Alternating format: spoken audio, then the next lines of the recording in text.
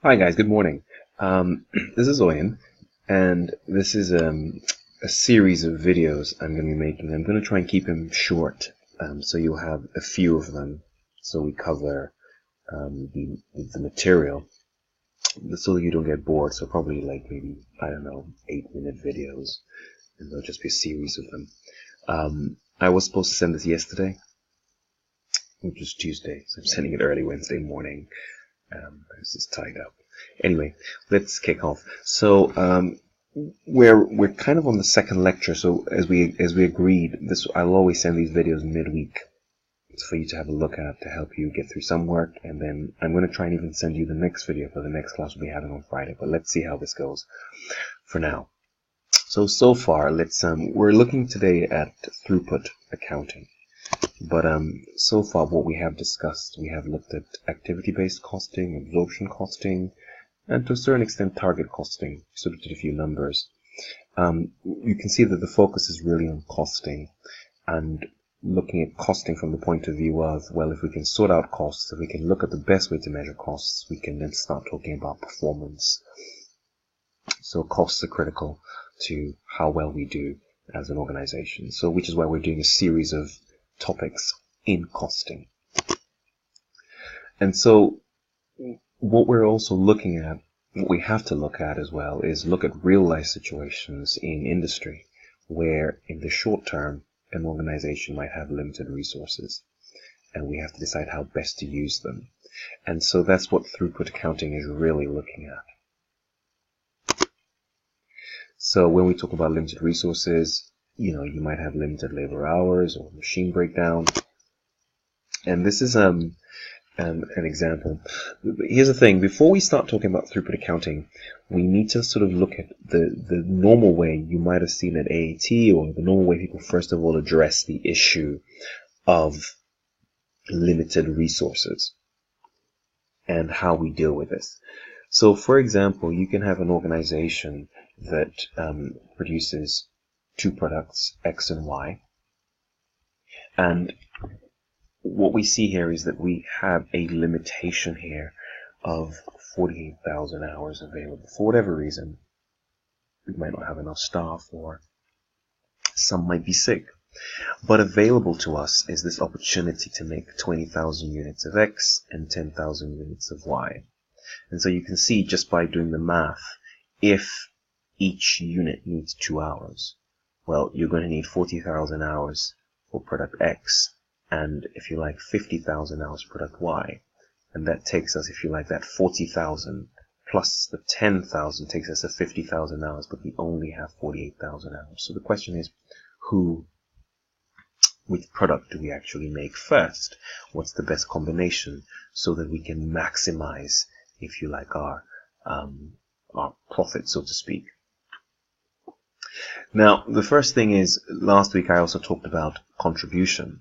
And really, when we're doing these calculations, our focus really, the natural way, the normal way we always do this generally, before we even start talking about throughput, is to look at variable costs, because variable costs are really the, if you like, the cost of producing the next unit. So the variable costs are what we're really trying to focus on. We ignore the fixed costs because the fixed costs are period costs. They will always be there. They do not change with output. So the question about whether or not we produce the next unit is very much about the concept of marginal costing or variable costing. Great. I mean, I'm just making some more notes. So in this example, if we had all the time in the world, we would just make everything and meet demand, but we don't.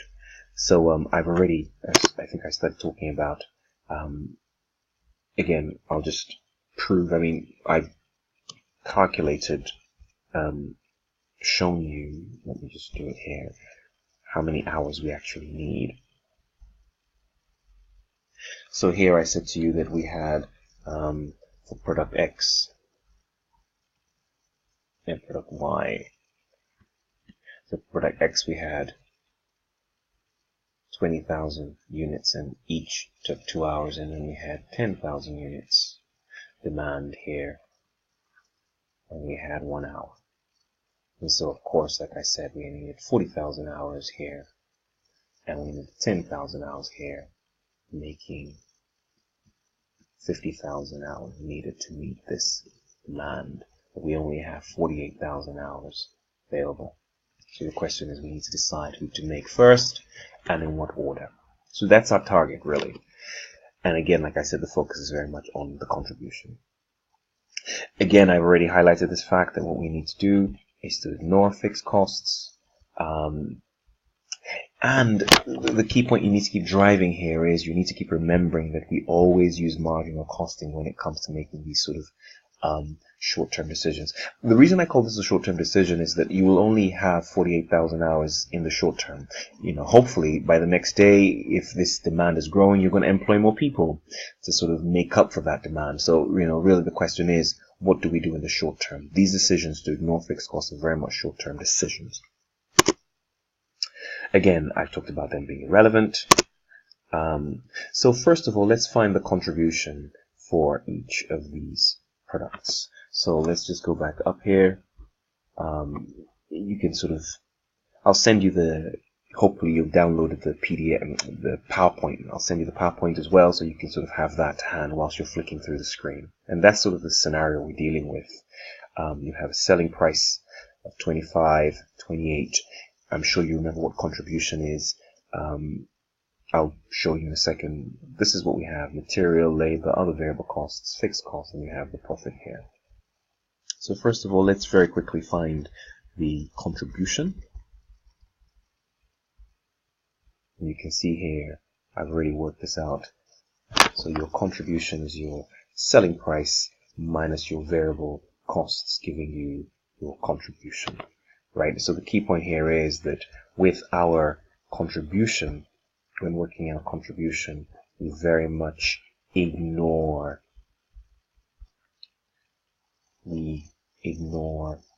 fixed costs.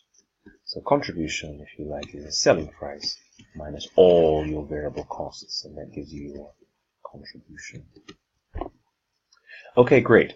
And going back to our slide, in this scenario here, our contribution would be 25 minus all the variable costs, and we consider materials, labor, and other variable costs to be variable. And again, this is just the natural way of doing this. Throughput gets a bit stricter, and we'll talk about that when we get to it. But this is just a general idea in trying to determine which product to make. Again, I've told us we focus on contribution because that's what changes with output. So, looking at each of these, we can see straight away that product X has a higher contribution than product Y. And naturally, the argument would be, well, let's make product X because it has a higher contribution. If you like, that's sort of thinking, the natural way of thinking about this. But again, the question really is that we have this resource in short supply. So we highlighted the fact earlier on, if you look at this slide over here, we highlighted the fact that it takes 2 hours to make 1 unit of product X. 2 hours. And it takes 1 hour to make 1 unit of product Y. So naturally, you can almost see that yes, you may be getting 5 pounds or dollars from product X and 4 from product. But if you're spending 2 hours getting $5, then on average, you're getting, for every hour, you're getting $2.5 dollars per hour of whenever you invest that time to make product X, as opposed to Y, you're getting 4 pounds. So really, in effect, what's really happening here is that product Y actually is the more profitable in terms of contribution, because you're getting more for every hour you invest in product Y. So we really should make product Y. So the aim, this layout is really important to grasp it and just sort of get comfortable with. Find your contribution, find the hours, how long it's taking to make each of the products, and find the contribution per that resource that's scarce, and that people can't sort of find, because the question is, we want to make the best use of that resource. Remember, again, I know I highlight this is all very much in the short term. In the long term, all costs are variable anyway, but in the long term, we will have as much labor hours as we need, because we can hire more people. But for now, we don't have enough, so we need to make use of the best, make best use of what we have. Okay, I'll pause the video there as a sort of the first one, and then I'll continue in the next video. See you in the next video.